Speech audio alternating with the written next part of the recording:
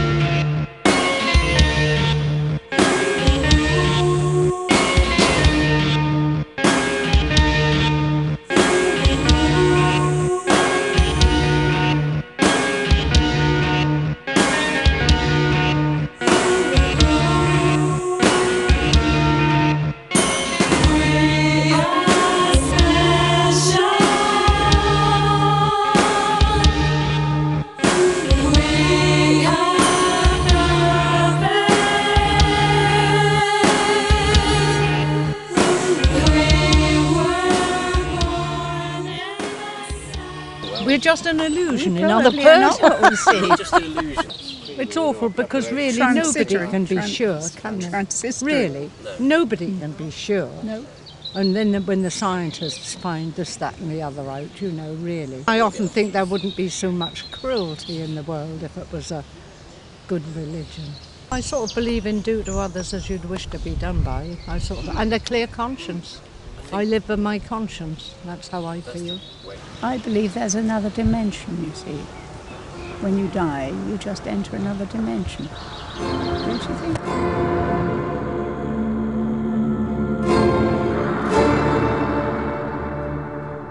Most perverted thing I ever did. Made love to a Mars bar. To a what? I made love with a Mars bar. Not to a Mars bar, with a Mars bar. Use them and consume them. I'm very straight. My first sexual experience, I guess I was 6 years old, and it was my first girlfriend. She was 11, I was 6, I was an early developer, I think. And we walked hand in hand around the school sports track for quite a while, and then went behind some bushes and kissed.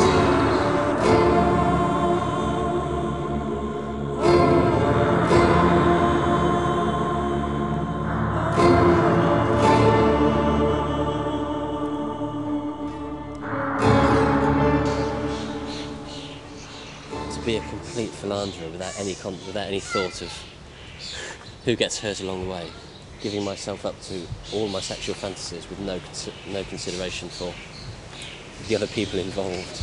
That would be something that I couldn't do but would like to. It's so easy for me that I don't need to fantasise about it, I'll just do it when I want to. It's nice to know I have that power. Greatest fear, old age. I hate growing old.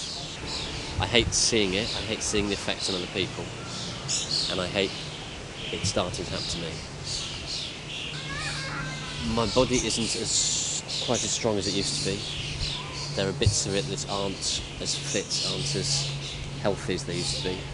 There are minor ailments that didn't used to be there. And it's just a general kind of slowing down of bodily processes and functions.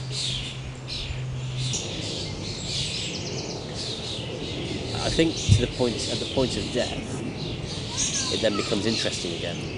But the process of actually being old seems to me to lead nowhere other than to cause pain. Do I think I have to grow old? Yes. I don't want to, and I'm trying not to, but I don't see any way around it. I don't think we're allowed to do anything other than grow old. Do I think there are people that defy the laws of physics? Some of them, yes. Some laws of physics, yes. I think there are probably people that can fly, that can have out-of-body experiences, that can communicate with other dimensions. I have personally never met anyone who claims to have been able to break the rule of aging. So I accept it could happen, but I don't think it ever does.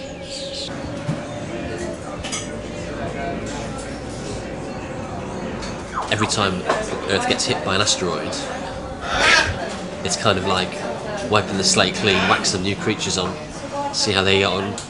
50 million years, right, bored of that lot. I think that there are worlds where not only the creatures are different, but actually the whole frame of existence is beyond what we can conceive of. And I think there could be creatures that don't have bodies, and you've just got consciousnesses interacting in some other way. And I think parallel universes is the way that life, or God, or the superconsciousness plays through eternity. And it tries different things, and this is one trial, and it's got its good points, it's got its bad points. Then there's another universe where something works differently, and we'll try that out, and it just goes on ad infinitum.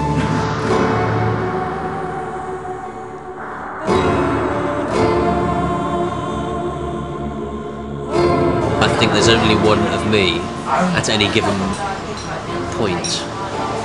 So I think I might, after I die, go into a different universe. But I don't think that there's a different me anywhere. It'd still be me, albeit in a different body. So maybe I could go into a different universe as a different being, but I don't think I'd be a different self, if that makes sense. I don't think there's such a thing as 2002 in another universe. I think it's just... I don't know, because I'm getting into the realm of things that I don't really understand anyway. This depends, of course, on whether God spans the universes, or there's one God per universe. Or the universe is God, yes. So it could be that when you go to a different universe, that you're no longer part of this God. Maybe you can't go to another universe. I think it depends on where Peter ends up when he dies. But I think there are certain things that you have to achieve, and certain levels of knowledge you have to attain.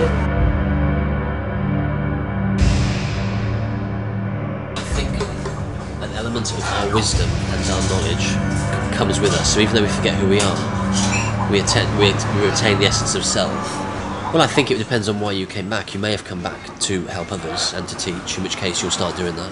You may have come back just because you enjoy this life, and you start to think, hey, this isn't just a once-off experience, this is part of the great mystery and the great journey. I don't have a problem with an enlightened being hooked on the human existence, saying, actually, I just like it. I don't have a problem with that. I think there's a difference between being a willing slave and an unwilling one. I think there's a difference. I don't think everything has to have a purpose.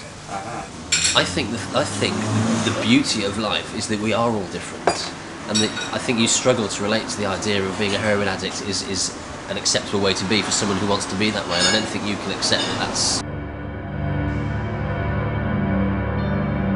The day I was born,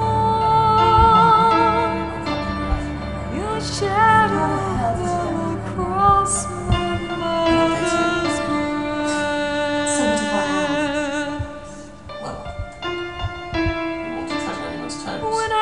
I have never experienced deja vu, unfortunately. I've heard much about it, but I have never been in a situation where I can say that I felt I'd been there before.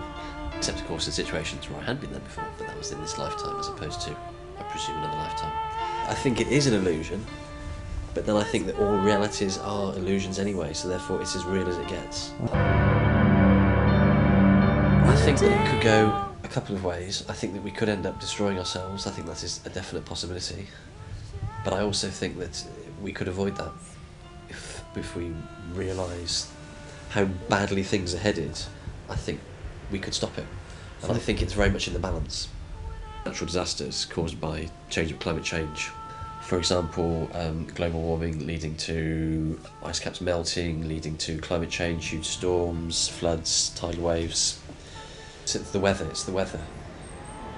I think there could be a kind of a threshold that's crossed where the weather is just suddenly crazy, and all the creatures which have adapted to certain environments are just wiped out because the environment changes so much they can't survive it.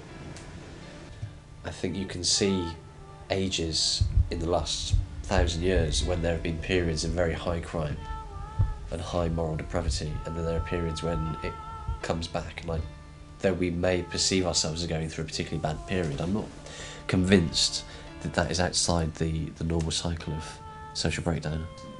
Given that we live and die as individuals, the end of the world doesn't necessarily mean the end of us anyway. So I might not come back on this planet anyway. This might be the end of the world for me when I die. So in that respect, it could be a positive thing.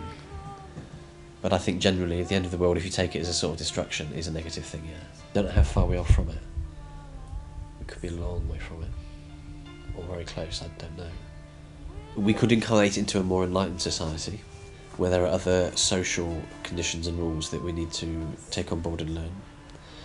Or it could be that we achieve it here, and then go on to become God, effectively. We become at one with God. Not just human, everything. Or life. You could go part into the collective life consciousness. And you may be happy to stay there, you may enjoy being part of that universal consciousness, or you might want to break away and start your own universe, and then you would become a god in your own right, as opposed to union with God in this universe. I'm dubious about Lucifer. I'm not quite sure what Lucifer means. The concept of Lucifer doesn't mean very much to me. But I don't believe in the devil as a separate entity. I believe that there are good beings and bad ones, and they're all part of the group consciousness, and you could define bad ones as evil forces, whatever. But as a separate consciousness in the kind of traditional view of God versus the devil, I don't buy into that. But there is also a definition which kind of says that Lucifer is evil. The very traditional view is that he enjoys torturing people and inflicting pain. Now I think you could want to go your own way without wanting to torture people and inflict pain on them. If you've got a child that wants to break away from their parents, they're not necessarily rejecting their parents' values. They just want to do it their own way. They're not necessarily bad. And that involves pain for the parents. I have no problem with that concept of Lucifer. It's, in that respect, it's not a total torture chamber. It's also the potential for great pleasure and love. Love isn't absent from that world, which is why I have a problem with the concept of hell, which seems to me to be defined as a place where there is no love. This realm is Lucifer's realm, a long way from love. The wayward son might go off, try pain and torture, and decide that actually the traditional way of God was the right way, and then bring it back. The return of the problem. If you take a very wide definition of torture, as in anything which allows pain to be experienced, then I would say yes, you can do that. So, for example, you might give your child a cigarette to let them be sick, to show them that cigarettes aren't good. If you encompass that in inflicting torture, then yes, I would say you can inflict torture to teach them. And you're doing it as an act of love, not as an act of hatred. Well, I suppose any experience can build your own character, but it wouldn't be a path I would personally choose. Any theory then becomes an act of faith, and I am very opposed to faith. The alternative is to find your own path. Not that that's an easy thing to do, but the alternative, the way is to find your own path through your own experiences, and through what you intuitively feel to be right. Selfish people that inflict pain on others for their own gain, against what we just talked about. So inflicting pain on others for their gain is fine, but inflicting pain on others for your gain is not acceptable. I think I'm on a journey, and as long as I stick to the journey, then there's nothing to be upset about. What right have you got to just sit over there like a fucking lazy slob, picking at your trousers? You have no right, do you? You have no right. Just fucking watch it, right? Get that shit out of my face, right? I'm trying to get serious here. I don't know if I like this. What's this got to do with my mother? Yeah, bring him into it. Your mother, your father, the whole fucking... I never even met my father. So don't you bring my father into it, because you don't know anything. What the fuck do you know?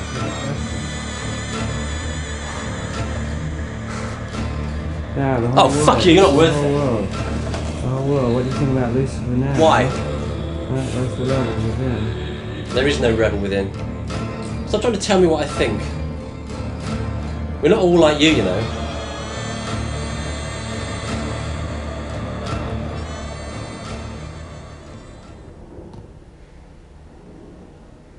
can do this film. What are we going to do with it? Show it to everyone. I'm not sure I want you to do that. Well, you already signed the release paper, man.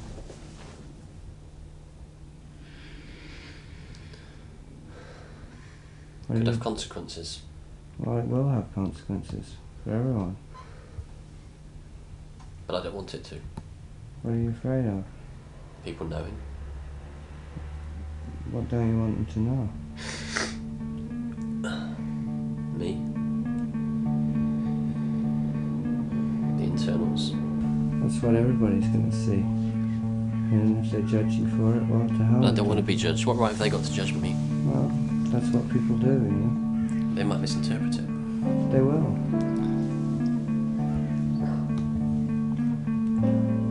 We're really not comfortable with that camera, you know. Yeah, I can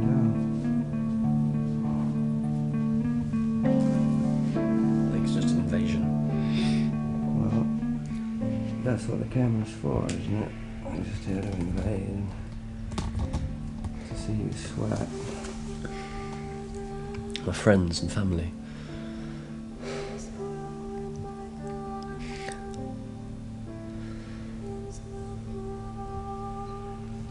Well, what's the worst that could happen?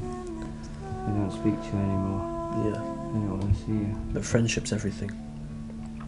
If you lose that, you've got nothing, have you? I don't know, haven't you? No. You always have the movie. It's not enough. You've got your self-image. It's banishment, isn't it? It's the end. Are you really just afraid of seeing the truth about yourself? I don't mind that. It's what other people think and what they see. But if you're alright with it, what difference does it make? Because we need each other. Can't survive on my own.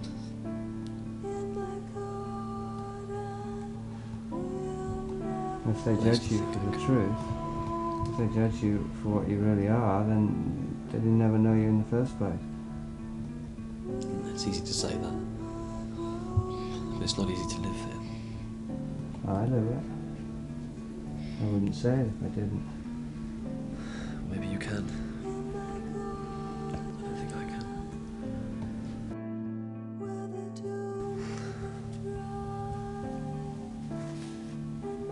What are you getting started about? My childhood.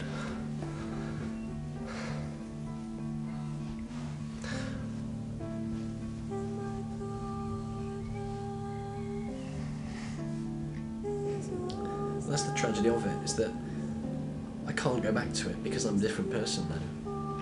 So if I was to able to physically recreate that world, I couldn't live it me because I'm not me, I'm not that person anymore. So it's kind of gone, not just physically, but emotions. Internally for me, I can't live that because I'm not that person, you see what I'm saying? So I want to be that person again, but I can't be. It's a time and a place, it's a moment in my life. And friendship as well, I didn't... Again, when I was a child, you just take friends for granted. You kind of don't appreciate how important they are. And how beautiful they are.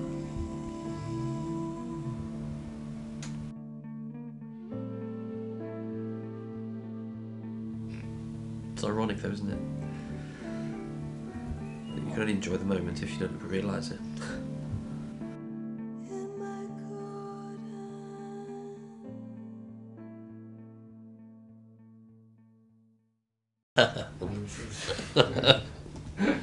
That was nice. That was a good feeling. Though I have to say, the joy of it wasn't just the moment. And I transcended the mystery of sex. That great big burden that has been weighing down on me through my entire adolescence, when all my friends were doing it and I wasn't, and suddenly I'm not anymore. I'm part of that club, I'm part of that group, I've achieved. Yeah, it's that outrush of emotion, isn't it? It doesn't really matter how it shows itself. Ecstasy, transcendence, oneness, bodies melting into each other, that's a beautiful feeling. When bodies just melt into each other, especially when you can feel, I mean, sweat is beautiful during sex. If you're sweating and the sweat mingles, you just feel it. You just experience it. And it's unique and it's beautiful. And it's heaven. dreaming and half awake. And there was this rushing noise in my ears, and I thought, I wasn't sure what was happening. Suddenly there was this whooshing like I was on a roller coaster. Everything went black and kind of flashy, and then suddenly, stillness. And all I could see, flat in front of my face, was a paving stone. It was a paving slab. And it was literally like here, like an inch away. And then I slowly started to drift upwards, and as I drifted away, I saw this pathway with all these little paving slabs that went together to make the path. And I suddenly recognised that I was in my childhood home. I was in my back garden in Worcester. And I drifted upwards to about 6 feet height, and I also became aware that I hadn't got a body. And I was basically gliding across the sea, maybe 100 feet up, and ahead of me was, I could see the land, not far at all, maybe a quarter of a mile, I mean very close. And I could see like a jetty in the harbour and the shops on the seafront. And I was drifting in, and I had control of where I was drifting, and I could go left and right and go down. And I suddenly thought, what am I? And I looked down and I could see the shadow of a bird keeping pace with me. And I realised that I was this bird. I actually was this bird. And I was a seagull. And I glided in and I came over the concrete jetty, and there were these three people there, a man, a woman, a little child, a little girl. And I thought, I'm a bird, I don't believe this. And I did a right wheel, I did a really sharp right wheel and came down. And I was spiralling down onto these three people. And I thought, I'm going to shout at them. Because they all kind of looked up a bit scared, like, oh shit, what this bird's doing. And then they kind of realised, it's only a seagull, you know, limited danger. Glided in, came across the harbour. I was 12 feet high now because I'd spiralled right down. And I came across the seafront, and there was all the shops. And there were people below me doing their shopping. And because it was early morning, it was Saturday morning, so the sun was kind of relatively low in the sky. And I glided up the street, and I carried on gliding, and then suddenly, at a moment, I was back in my bed. I was totally aware that my body, even when I was in the seagull, it was kind of like a seagull's body I was somehow borrowing. It was like, I'm still back in my bed, but my mind or my soul or whatever is here. I believe I possessed a seagull for a while, yeah. Poor little seagull probably had a shock. Or maybe the seagull spontaneously disappeared and appeared and disappeared. Maybe if anybody happened to be looking up at that exact moment, they'd see this seagull materialise. There's an argument that says total madness is actually total liberation.